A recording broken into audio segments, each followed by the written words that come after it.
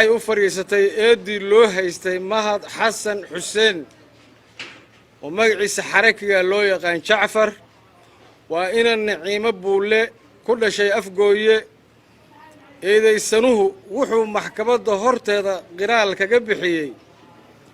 inuu yahay ninkii soo dhaweeyay gacan ku dhiiglihii dilay maareeyihii dekedda Boosaaso maxkamadduna way ku qanacday qiraalkiisa iyo eedda xeeraaliyuhu hor keenay maxkamadda sidaa daraaddeed maxkamaddu Mahad waxay ku xukuntay dil toogasho waxay u fariisatay eedii loo haystay Xidigle Maxamuud Axmed Maxamed Sheekay oo ka tirsan ciidanka BMBF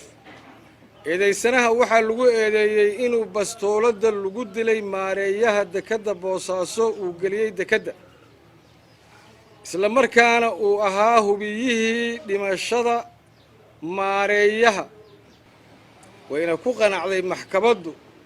waxayna ku xukuntay Sheekay dil toogasho waxay u fariisatay eedii loo haystay Caasha Axmed Maxamed Caasha Maajoor waa ina Maryan Maxamed Nuur waa 40 jir ku dhalatay Qandala eedaysanada waxaa lagu soo eedeeyay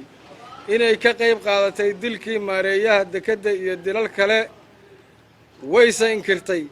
inay ka qayb qaadatay waxayna maxkamaddu ku xukuntay Caasha Maajoor xabsi daa'im kiis ciqaaba oo loo haystay eedaysana Cabdiraxmaan Maxamed Saalax Tukhumbe waa ina Warsan Maxamed Siciid 20 jir ku dhashay Baargaal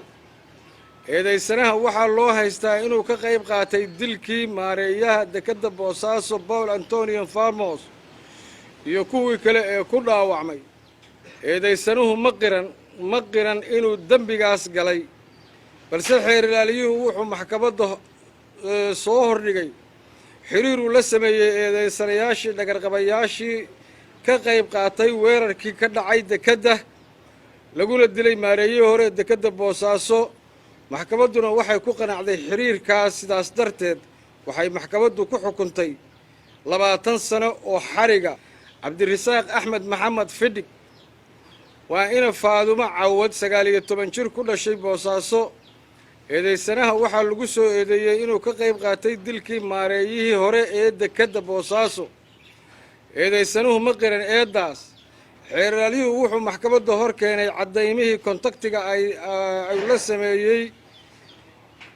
dadkii ka qayb qaatayaasha ahaa weerarkii dekedda isla markaana maxkamaddu way ku qanacday waxayna ku xukuntay Cabdirasaaq Axmed Maxamed 20 sano oo xariga eedda loo haystay eedaysanayaasha magacyadoodu hoos ku qoran yihiin kuwaas oo loo haystay inay ahaayeen amniyaadkii dadka ku leyn jiray magaalada Boosaaso kana qayb qaatay dilkii maareeyihii dekedda Boosaaso Paul Antonio Farmos sidoo kalena laayay dad badan oo reer Puntland ah kuwaas oo maxkamaddu